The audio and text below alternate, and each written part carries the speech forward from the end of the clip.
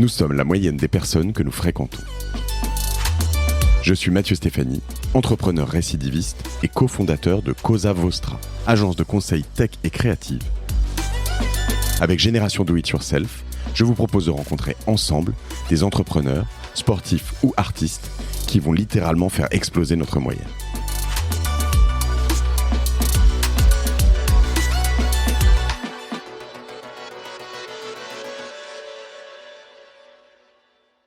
Pour avoir eu la chance de lire des livres biographiques d'autres sportifs avec lesquels je me suis beaucoup inspiré, Michael Jordan, Mohamed Ali, Rafael Nadal, Johnny Wilkinson au rugby, ils ont quelque chose en commun, tous ces gars-là, c'est que ils passent beaucoup plus d'heures que les potes à s'entraîner. Voilà, quand les potes ils vont au vestiaire prendre la douche et puis aller manger ensuite, eux ils continuent à taper des balles ou à continuer à taper dans les sacs pour progresser. Donc je pense que c'est ça aussi, c'est de se dire que voilà, si on veut progresser, c'est pas en restant dans son canapé, il faut s'entraîner. Et après, voilà, le dernier point, c'est comment on s'entraîne. Voilà, c'est comment on s'entraîne.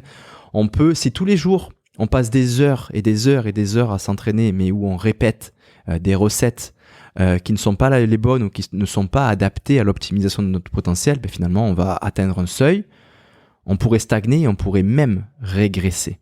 Donc, c'est là que tout devient plus complexe. Moi, je ne peux pas te donner de recettes miracles, mais les 4 principaux piliers, voilà, qui vont tenir ta maison sur pilotis, puis s'il y en a un qui tombe, la maison tombe. Le premier, c'est l'entraînement. Donc, c'est la programmation de l'entraînement. L'entraînement, on se lève pas le matin, on part pas comme ça au feeling. Allez, je pars une demi-heure, je fais 2-3 axes d'accélération. Non, l'entraînement doit être basé sur 2 principaux éléments qui sont la progression. Voilà, donc on augmente la charge progressivement, de jour en jour, de semaine en mois, de mois en mois, d'année en année. Voilà.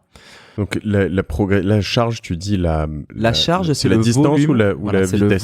c'est le volume et l'intensité. La charge, c'est la multiplication des deux. Donc le volume, c'est le nombre de kilomètres que tu fais par semaine pour ceux qui font de la route. Et en trail, on parle pas de kilomètres, on parle de temps. Donc c'est le nombre de temps que tu fais par semaine. Voilà, première semaine, tu fais 2 heures, deuxième 2h20, 2h20, etc. Attention, c'est pas infini la progression. On ne sait pas d'un coup à courir 1000 km par semaine.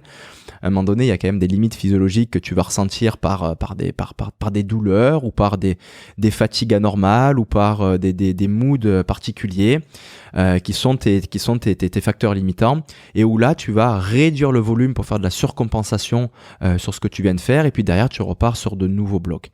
Voilà, ça c'est l'entraînement. Il y a la progression, mais il y a aussi la constance. Voilà, la constance, c'est très important aussi. Le corps humain est une super machine à s'adapter à partir du moment où tu lui laisses le temps de s'adapter. Voilà, tu as des courbes de charge, on appelle ça la quantification du stress mécanique. Chacun a sa courbe. Tu joues avec cette courbe pour progresser, et si tu passes au-dessus de cette courbe, tu risques la blessure, tu risques l'inflammation, et à partir de là, c'est dommage parce que tu peux plus t'entraîner. Donc, vaut mieux s'entraîner un petit peu tous les jours, toute l'année, que beaucoup 6 mois de l'année. Voilà, ça c'est la constance. Si tu as 4 heures à t'entraîner dans la semaine, vaut mieux faire 4 fois 1 heure que 2 fois 2 heures, par exemple. C'est ça la constance. Donc ça, c'était le premier pilier.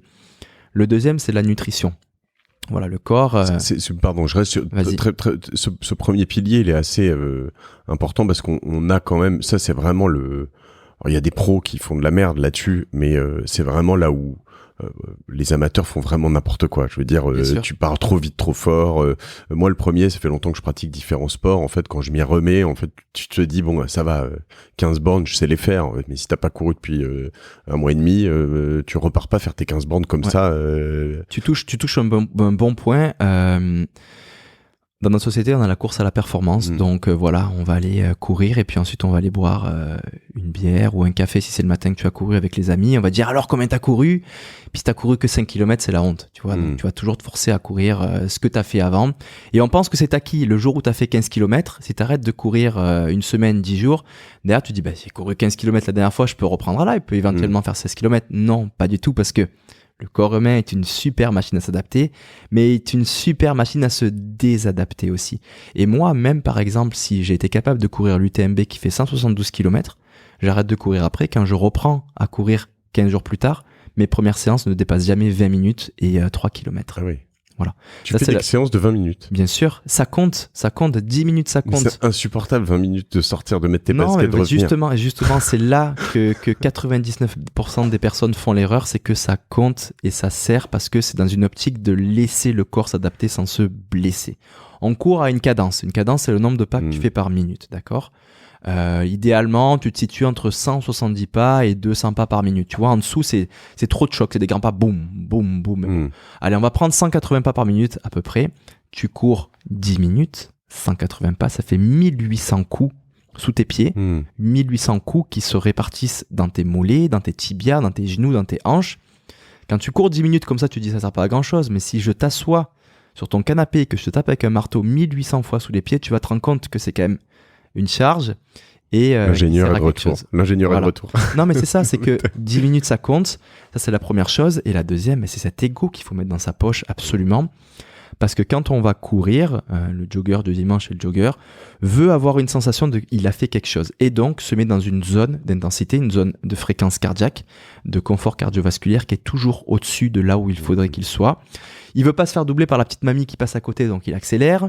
Et puis c'est l'essoufflement, alors que dans la réalité, il faudrait passer au moins 80% de son temps à courir dans ce qu'on appelle la zone 1, qui est une zone ultra confortable et où même les Kenyans qui courent des marathons proches de 2 heures sont, et où même les ultra-trailers professionnels sont.